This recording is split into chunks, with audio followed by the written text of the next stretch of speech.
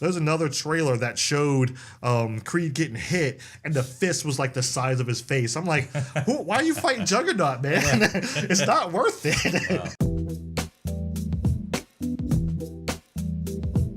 Let's talk about some of the happy stuff. Let's talk about some things we enjoyed in 2018. Good stuff. Let's talk about some things. We're going to go into our top 3 And like films. in comedy, we're going to end on a high note. Yeah, there we go. Right? You don't end on a low note. Like, oh, that was good. We're going to go into our top 3 movies that we enjoyed, like our favorites from 2018. And with, like I said, there might be 1 or 2 honorable mentions in there. We'll just have to see. But actually, let's start with that first. What is your honorable mention, William? Oh, cool. Well, we talked about this before we started recording. And my honorable mentions, plural. Okay. Green Book. Got 2 of them. Okay. Yeah, Green Book, because my friend Von Lewis is in the movie. Now, of course, you got 2 great actors right there on screen, obviously. Right. One's an Oscar winner. I know about Viggo Mortensen. Might have been an Oscar nominee. I think. I'm not sure, but I think his name is Mahershala Ali. Mahershala Ali. Yeah. Okay. I wasn't sure how to pronounce the first name. Right. The last name was easy. Yeah. I know Ali. But Von Lewis was in it. He played Bobby Rydell, and he actually sings, so he's on the soundtrack, which is really cool. Nice. He's right at the beginning of the film singing the Copacabana. Nice. The second honorable mention would be The Front Runner, starring Hugh Jackman. And on our picture here on the right, that is the right to them, or is that the left to them? You said it was That's the right to them. Okay, so on the right is our friend Lee Armstrong, who he's a character actor, and he's done, quite a little bit of this and that. And he's been doing TVs and movies since off and on since the 1980s. I mean, he was on HBO's Not Necessarily the News, so that'll tell you how long he's been around. And he's been in movies with Whoopi Goldberg and Julie Louis-Dreyfus. He's in an episode of Veep. I mean, he's done a lot of little things. And he was in The Front Runner. He played like one of the smarmy, slimy journalists trying to get the goods on Hugh Jackman's character, which is from the 1980s. It was who was the guy? It was Donna Rice, and he was the Democratic. He was the front runner at that time before he got smeared in scandal for having an affair with Donna Rice. There was a picture of him with her on his lap in front of a boat called the Monkey Business that was splashed all over the tabloids and all over the newspapers, and that kind of derailed his bid for president Democratic choice. So those are your honorable mentions? Yeah, is this your honorable mention? Well, we'll get into that. We'll get into it. So my top 3 were actually pretty easy to pick. But when it came down to like the honorable mention, I was just like, crap. All right, all y'all line up now. I was like, there has been so many movies that were just average. Yeah. They're just kind of like, meh, this was fine. Meh, this was fine. And then there was other movies that I was like, oh, it's pretty good. And then I started and watched it again. I was like, yeah, no. But there was one movie that stood out that is just so horrible. Oh, wow, your honorable mention is a bad Yes, it is so horrible. It's hilarious. That's what I heard about this. It is so horrible, and I had to. It's not going to be on anybody's best of list. No. Not going to be on anybody's best of list. But look, I will go ahead and say my honorable mention is Jurassic World 2. Fallen Kingdom. It is that title is very metaphorical for this franchise. Well, can we give a shout out to another reviewer? Is it okay to give? Go ahead. Professor Tosspot on Vox. Okay. He does the little puppet guy. Brilliant, funny guy. If you've not seen it, go check it out. It's so funny. Now, it's not safe for work. His language is very, very brutal. And he says things that are inappropriate, completely inappropriate, but he says them at the appropriate times, which makes it even funnier. But he talked about this movie, for example, just because you mentioned it, talking about how you're using some kind of velociraptors as assassin dinos or something. And he's like, if there was only something easier and cheaper to use, like a gun, to do that, instead of pointing. And he said, well, if you point a laser pointer at them and then the dinosaurs attack them, he goes, so they're only slightly smarter than a cat. Yes, exactly. I mean, they're a house cat, basically. Like the thing's a house cat. And he said that, and I'm like, that can't be true. And I talked to him, he goes, yeah. Yeah, and I'm like, oh my god, one of your guilty pleasures, I guess. Yes. It's definitely going to be. Do you up remember there. the old? I think it came out in the '80s. Fright Night. Yes. Did you ever see one? That's kind of a Michael J. Fox. Fright Night. Michael J. Fox is Frighteners, right?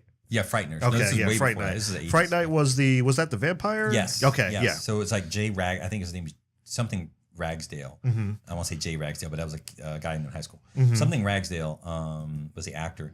But and Chris Sarandon was the vampire guy. Mm-hmm. That's one of those guilty pleasures where it's kind of bad, but it's kind of good. Mm-hmm. Because you're like, don't do that, no. And then the person does it, like they almost hear you and they go, oh, I'm not going to go to the window, that's stupid. And you go, oh my God, he heard me. I mean, it's just, and Roddy McDowell is one of his last film roles, I think. Roddy McDowell plays the vampire hunter guy, and just some of the things he does because he's an actor. He's not a real actual vampire, right? He's an actor. Right. But just kind of the over drama, overacting he does. And you're just like, oh my God, it's funny. And you go, but it's real. And you're like, so it's funny, but in that situation, you're like, oh, that's not going to turn out well for him. But stuff like that is just great. It's not on that level.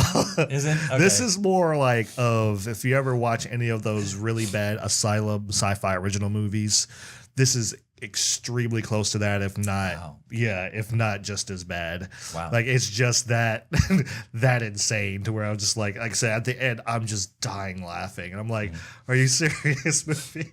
On a serious note, if I was so attached to the franchise, because by the time the third one came out, I was kind of like, all right, I don't care about this much anymore. Yeah. But I didn't really care. I mean, the second one, I was like, all right. The third one, I'm just like, why do we have a third one? Then they're releasing Jurassic World and Jurassic World Fallen Kingdom now. I'm like, I don't really care, so I'm not attached to this. Mm-hmm. So I can look at this and laugh. But if I was attached to this series, man, I'm surprised. I'm surprised this hasn't become like the Last Jedi of Jurassic World, where people are just like are so mad and everything. All right, well, I will actually give you my number, what's taking my number 3 spot. Okay, which is actually going to be Avengers Infinity War. That's one of mine. That's one of mine. Sure. So. Obviously, this movie, it was one of those movies that really took the world by storm when it came out. Right. Because everyone was super, super hyped for this. Everyone was like, this is the first time all of the characters are going to be in this movie. Yeah. And we're going to get to see Thanos. Thanos is going to be the big bad villain and stuff like that. And I was like, oh, okay. And the more, the closer it got to it, the more I was actually getting worried. I was like, I don't know. And then it legitimately, genuinely surprised me. In a good way.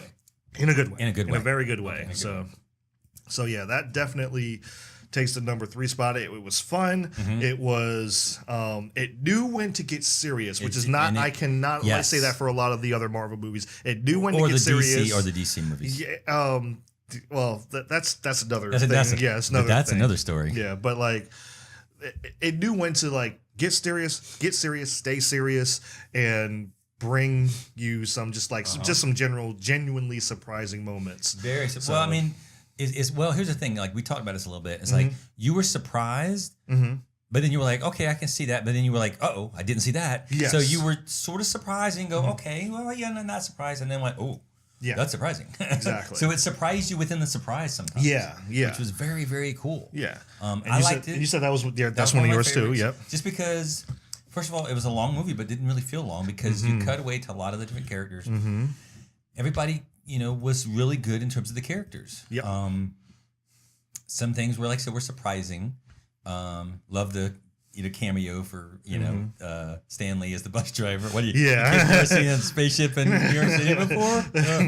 Because obviously he was. Yeah, to the other one. This is kind of like those movies that have everything kind of disjointed and telling separate stories, and then they kind of come together. And I think it came together really, really well. And there's been a lot of complaints. There's a lot going on. There's just so much going on and stuff like that. And we all know some scenes that we were like, "Why did you do that, you stupid idiot?" Yeah, but you want to straight up strangle them.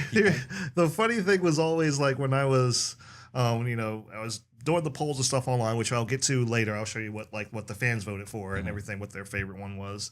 But the funny thing was online, on Twitter, it's especially on Twitter, people were just like, man, there's just so much going on in Infinity War. I'm like, I couldn't really follow what was happening all the time and stuff. There's so many characters. There's not a lot of development for these people and stuff. And I'm just like, oh, okay, that's, I understand. Sorry you didn't enjoy it. I'm like, how many MCU movies did you watch? He's like, well, 3. I'm like, Right. That is your own fault by that point. Because, I mean, here's the thing. This movie, it didn't set anything up. It already jumped in the middle of the story. Yeah. It really did. Well, here's the thing. It's like, would you watch like the first 3 episodes of a 22 episode season and then jump right into the last episode and be like, no, I don't know what's happening? Like, yeah, because you skipped half of it. All of it. Yeah.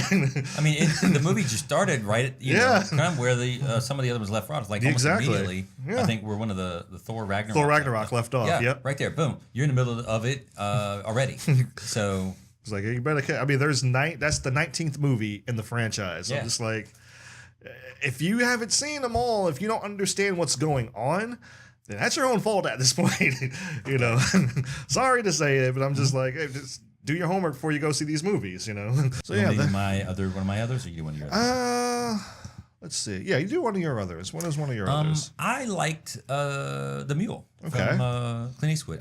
You know, flat out, you just can't. I just don't think there's too many Clint Eastwood movies that you can go wrong with. Mm-hmm.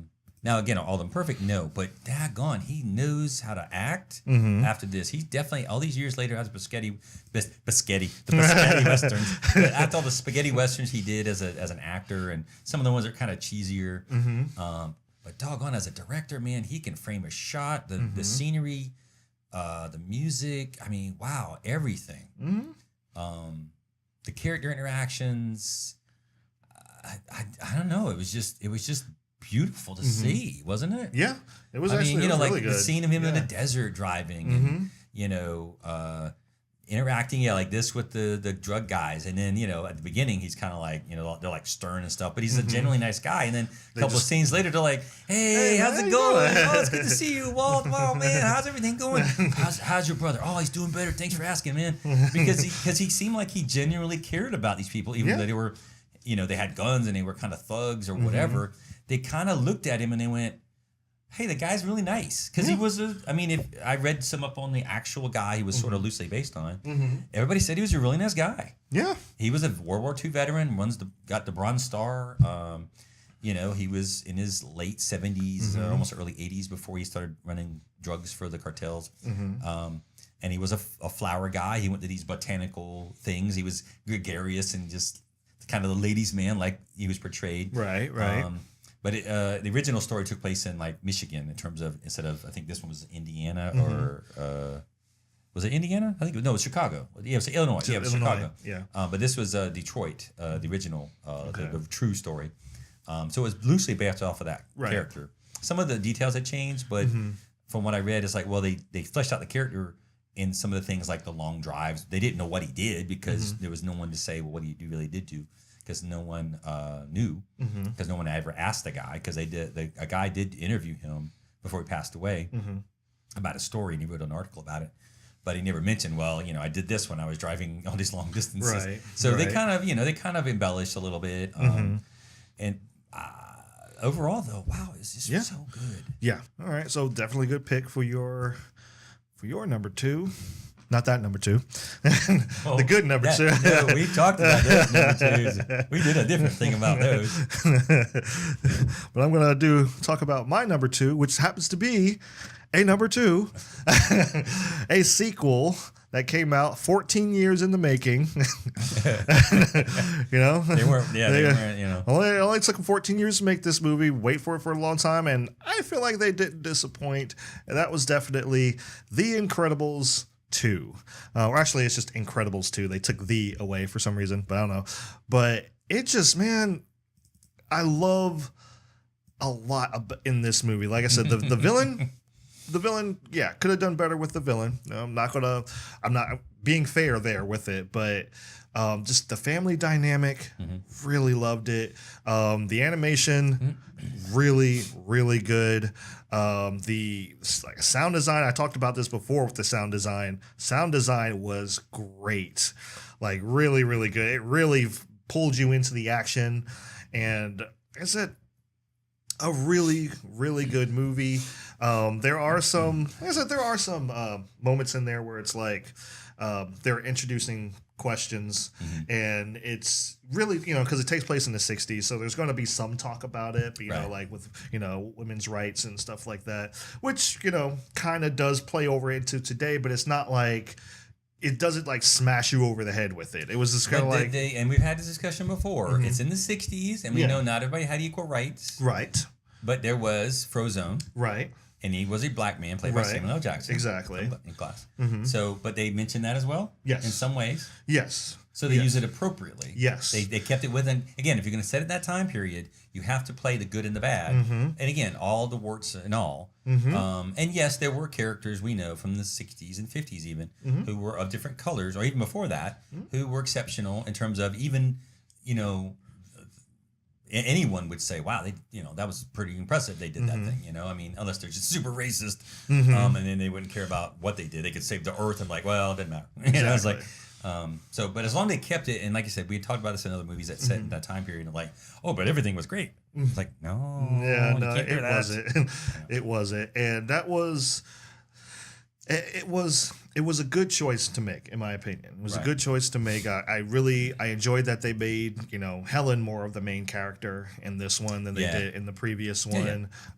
They gave her more to do. They gave Frozone more to do, to be honest, you know. But really just kind of, like I said, the family dynamic was just, you know, some of the metaphors in there for like, you know, because Jack was, I don't know if this is true, but Jack may have been like a metaphor for a kid with the disabilities that you got to deal with and stuff, like just different, you know. So I was like, I really, really enjoyed this movie. But like, let me ask you this, because they did kind of a Mr. Mom role reversal with he's now got to take care of the kids. Yes. Isn't that kind of done to death though? I mean, in general already. I don't know. I mean, it's a different context because you got superheroes and you know, Jack and all they got powers and so on. So yeah, some of it's different. The details are different, but still you get the guy who's like, I don't know how to change diapers. Well, that's the thing. Like he knows how to change. He knows the basic stuff and everything. It's just the kids are going. Isn't there a scene where he's trying to change the diaper and the kids run around naked or something? No. There isn't that? Okay. Because I was say that's always used in every Mr. Mom kind of thing. Naked kids running down the street or something. No, like they're not. He has to deal with Jack. Jack is all over the place with all these powers and everything like that, which he's super excited for until he realizes like how much of a handful it is. Right. You know? Although I will say that I saw the scenes with Jack and the raccoon. Yeah. Very funny. That was funny. Very funny. That was funny. The raccoon's like, I'm going to get you. And the kid's like, oh, yeah, you bring it on, man. What is, I guess it's taking your, one of my other top three. Yes. Netflix, I told you this. I was like, and you're like, oh, you know what? I was like, The Ballad of Buster Scruggs. Really a good, like, it's an anthology. So it's a bunch of little short, that's Buster Scruggs on the screen right there. So it's the very first one, which I think is actually the best of them. There are others that are really good because there's The Ballad of Buster Scruggs. The next one is called Near Algondes, which is another little short. The Meal Ticket. That one's really dark, but it's good. It's dark, but it's good. All Gold Canyon. One guy, Tom Waits, as a gold prospector. Don't pause it right now so you don't spoil it. All the gold, it was great. I mean, he was by himself, and it was just him, the mule, and like Mother Nature. Okay.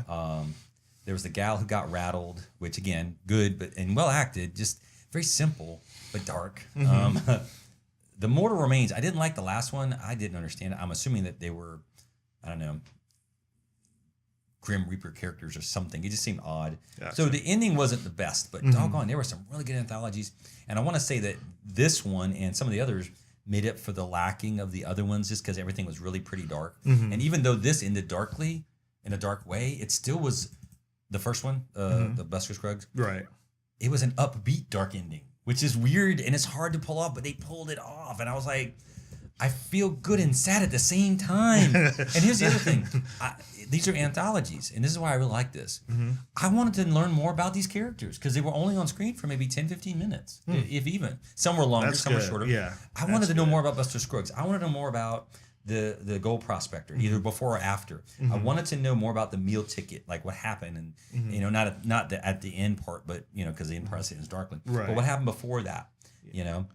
Yeah, and I haven't some of those I wanted to see more about them. Yeah, I haven't seen this movie, but I haven't seen a good anthology movie in a long time. Yeah, like now it's dark and it's bloody and gross in parts, and it's very dark in spots, but it's really well acted. And some of these don't have much dialogue.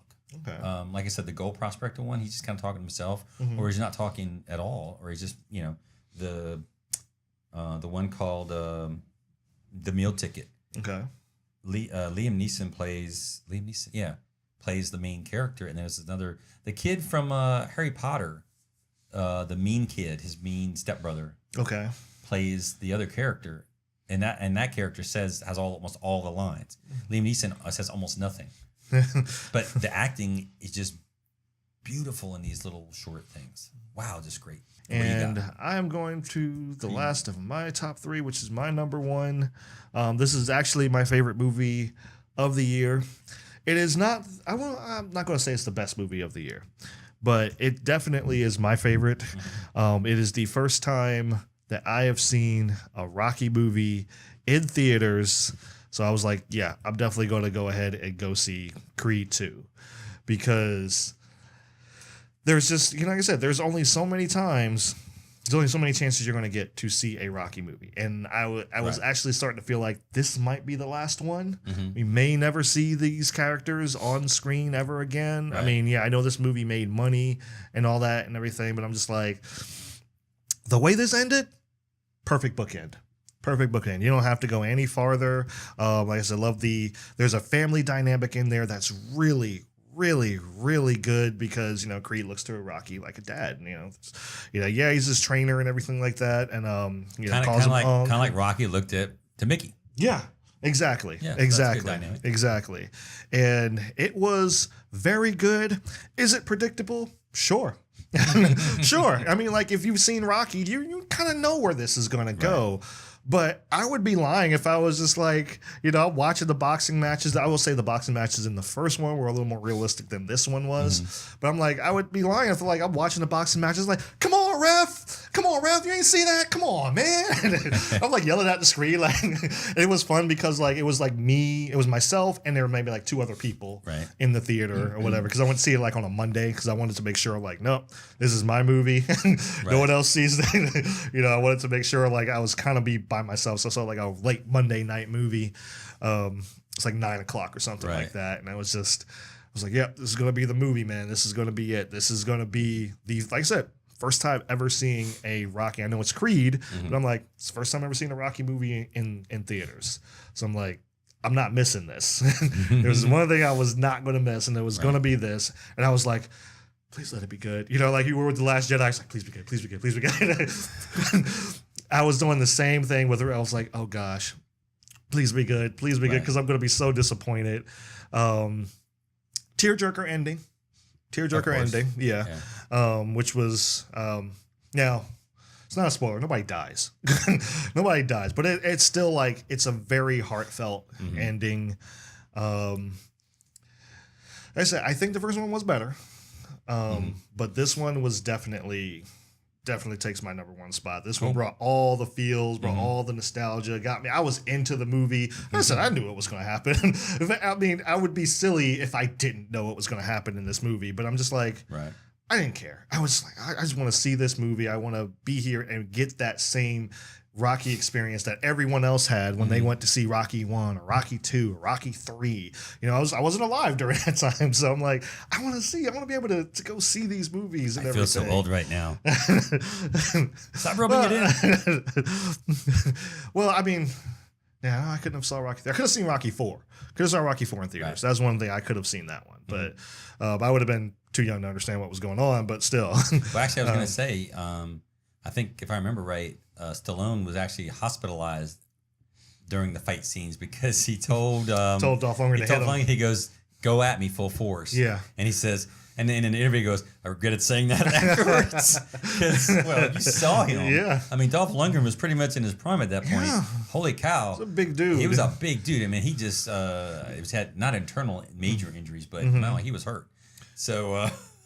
Yeah, well, this dude, this dude that plays Drago, is his son. Drago Jr. Drago Jr. Yeah, he is freaking. He looks pretty pumped up too, dude. But he didn't look towering over like in the. Oh Is he? man, Because it's kind of same size ish. There, I would say height. I would say he doesn't tower over him height wise. He's definitely taller, Bigger. But it's one of those things like this would never happen in real life. Like these two are in like two completely different weight classes. Yeah. Like the dude's forearm was as big as his bicep. Wow. And there's another trailer out there. This is I think this is like the second trailer or something like that. There's another trailer that showed Creed getting hit, and the fist was like the size of his face. I'm like, why are you fighting Juggernaut, man? It's not worth it. Wow. But yeah, I had a blast with this movie. I left the theater teary-eyed. He left the theater. Oh, he left the theater. Really sadly feeling. I left it teary-eyed, but man, I'm forever happy that I saw this.